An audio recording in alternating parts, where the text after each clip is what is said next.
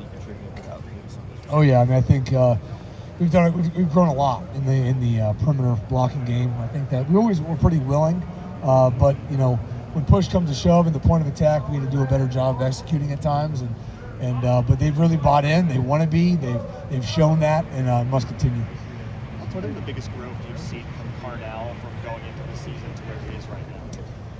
Well, I would say it's just the natural growth of a young athlete becoming a grown athlete, if you will. When you're young, the body of work is not there, and usually you need a lot of body of work to build trust.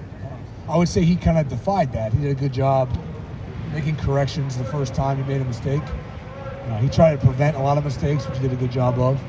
I can't speak enough about him. I think he's doing a great job. I would say that, he really was rolling through camp, through the off season. He kind of got dinged up coming out of camp, and then it took him probably until about the bye to kind of get healthy again. And once that happened, he kind of picked up where he left off, and he's really done a good job. I expect him to carry that momentum through the rest of this year and then into next year. What have you thought of the buzz that Marvin started to get for the Heisman? I think big testament to him on the hype. I think that it also is a big testament to this university and this offense and what people think of, the level at which we're playing. I think that,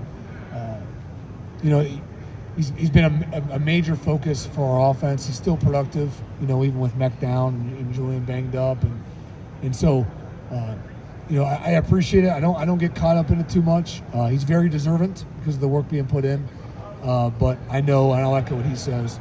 He's here to win championships, and that's been our focus in our room. Just that you find, even the fact that this is not a position that ordinarily wins the award. It's a sort of a quarterback award. I think only 4 receivers have ever won the thing. Yeah. Is it cool to have one of your guys a part of that conversation? Yeah, it's really cool. I mean, you hope at times that these awards aren't just stat awards. There's a lot that goes into things, and if it's just a stat award, they should just call it that. But if you're trying to find the best player in college football, obviously I'm biased, but he's the best player in college football. And if the Blitnikoff is looking for the best receiver in college football and not just stats, I can't turn down the stats. Sure you can. I mean, so it just depends on what you're looking for. And that's just the reality of the postseason awards you're talking about. But right now we're focused on this team, these championships that are coming up, and we got some major games on the horizon here. Ron, just in your experience, both as a player and now as a coach, when you have a significant injury,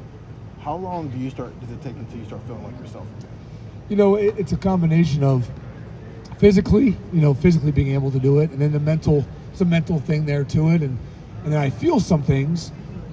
Do I give it weight? Do I ignore it? Does it try to tell me something? There's such a mental conversation usually going on. At least I feel like there was, to make sure I wasn't, re-injuring it or exposing myself to more injury, which doesn't help the team either. I just want to help the team. So there's a large conversation that goes on in your head. You just want to play football. You just want to feel good enough, or at least be very certain I can't make it worse, right?